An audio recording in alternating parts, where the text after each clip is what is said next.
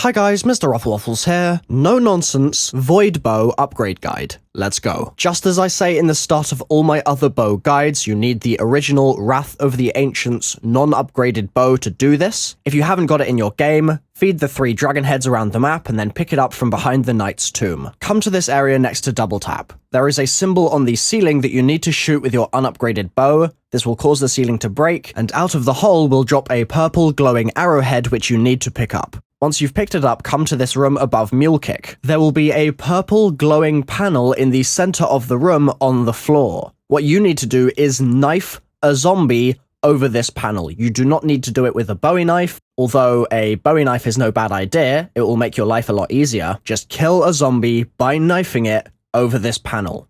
This will cause the floor to break, and you'll see an urn inside. Hold square on the urn, and it will fly into the air.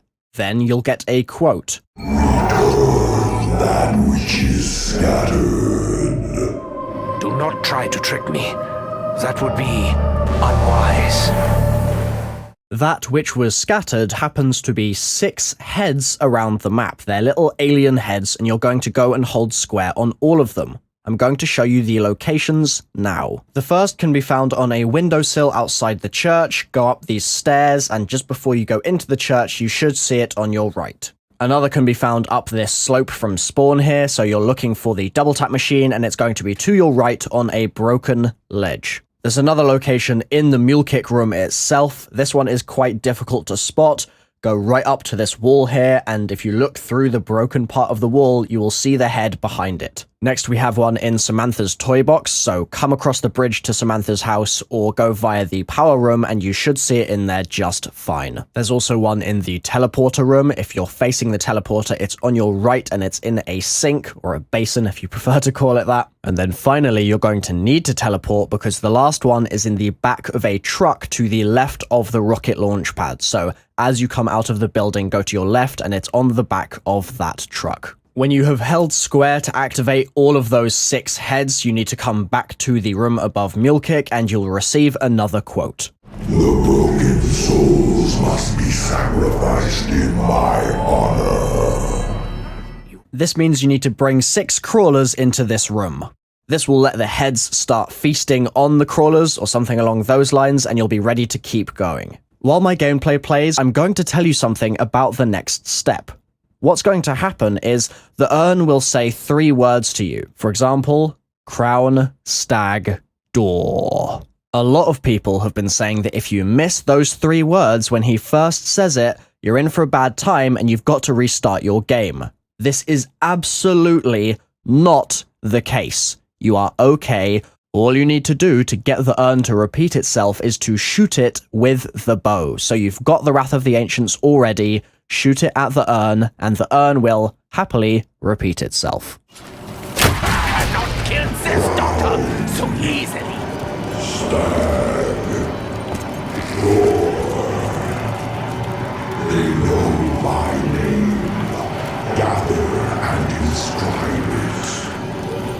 Once you have those 3 words and you've got them memorized and you know exactly what the urn said, you need to come to the room adjacent to the power switch room, and inside you'll find 6 knights. Each of these knights has a symbol on the base on which it stands. You need to match your symbols, so that could be heart, stag, griffin, or something like that, to the knights that have those same symbols. Go over to the knight that has the correct symbol on its base, hold square, and it will provide you with a new symbol that you need to remember. As you can see here, I've made an image to try and make this a little easier in case anyone is confused. On the left side, you can see all 6 possible words that the urn could give you. You'll get 3 of these and they can be in any order.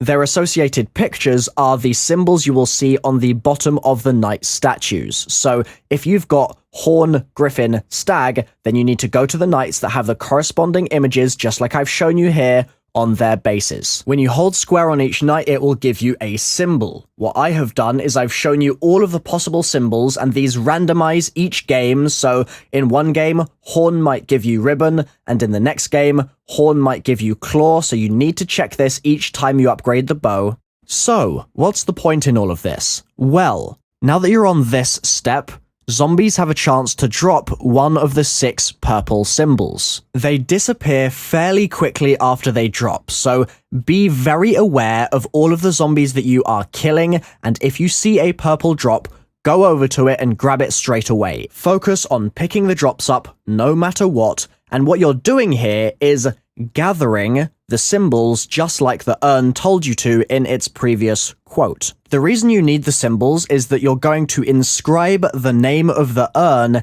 in the floor in the room above Mulekick. This means that you only actually need to collect the symbols that are part of the urn's name. You do not need to collect all 6 necessarily before you finish the upgrade process, because as soon as you have collected the 3 symbols that correspond to your urn's name, you're all set to finish things off. When you've collected the 3 symbols that correspond to your urn's name, you need to come back to the Mulekick room. You'll notice that if you've collected a symbol, it will be filled in on the floor. You can see that here. If you haven't collected a symbol, it will be hollow on the floor. So obviously collecting the symbols means they become filled in, and you need your 3 to be filled in before you can do what I'm about to describe. In the order that the urn originally told you, using your bow, shoot the symbols that make up its name. So for example, let's say previously the urn said crown, stag, door. And in my game, when I activated the knights to check what the symbols referred to, crown gave me claw, stag gave me arms, and door gave me tears. Then I would input the order just like I've done in the gameplay here. I would make sure to do it in the correct order, so if he said crown, stag, door, I'd have to input the corresponding symbols in that very same order, and if done correctly, you'll hear a quote.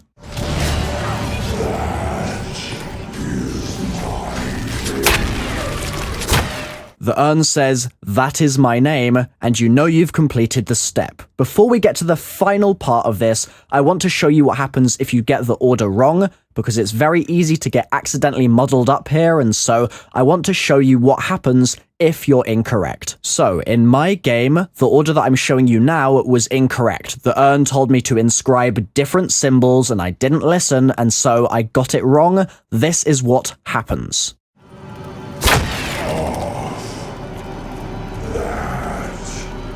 Is not my name.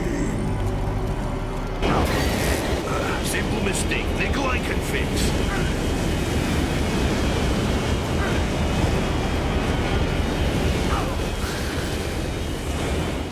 So that means that it's really not that bad. If you mess up, you can just try again afterwards, as long as you get out of that room in time and don't get eaten alive by flying alien heads. Okay, continuing from getting it right. Head back to the urn room, hold square on the beam of light that you can see, arrows will formulate, pick them up, and then bring them downstairs to the Undercroft. Just like the other bows, there is a box that corresponds to your bow, and yours has skulls on it. Place your arrow on the box, and then it is a case of killing zombies near the box to charge the box with zombie souls. It's worth noting that only you can charge your box with zombie souls. Another player in your game cannot do it for you. Make sure the zombies are close to the box. Their souls should float straight in. Once you're done, it will stop absorbing souls and give you a sound prompt. Then all you've got to do is place your regular bow into the box itself. It will absorb it momentarily and then spit out the upgraded bow for you to pick up. Congratulations, you've successfully upgraded the Void Bow. If you want to upgrade the other bows now, there are guides on my channel. They're very easy to follow. I highly recommend you give them a watch. Thank you so much for watching, guys. I have been Mr. Rufflewaffles. This has been a no-nonsense, facts-only, easy purple bow upgrade guide. Fingers crossed you've enjoyed it, and I'll see you next time. Bye-bye.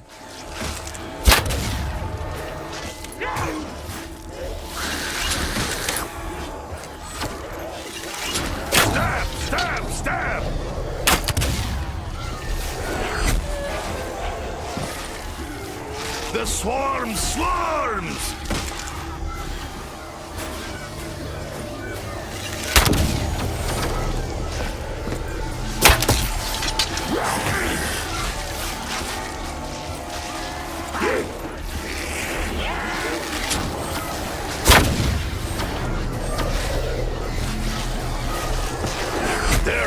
drives them to shred each and every helping.